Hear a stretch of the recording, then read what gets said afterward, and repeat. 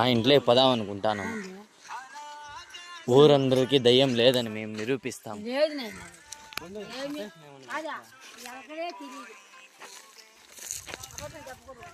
ఏముందో ఈరోజు మనం తెలుసుకుందాం.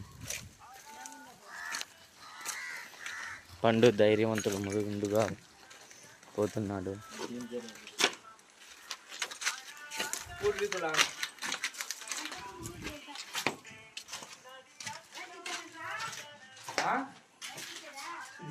ఇక్కడ కుండలు పలుకొట్టారు. లంకి బిందులు ఏమన్నా ఉన్నాయేమో ఎవరికి తెలియదు.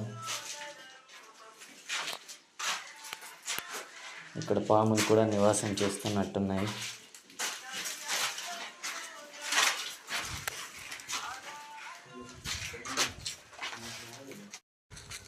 ఎట్టేయాలకు మిద్దెపైకి వచ్చాం.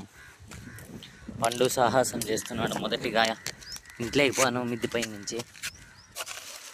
ఎప్పుడో గోడలు దూకినట్టున్నాడు ఈడో. చూడండి, మెటుకలు అయితే మరీ దారుణంగా ఉన్నాయి. ఇల్లు అయితే మరీ ఘోరాధిక్యంగా ఉంది.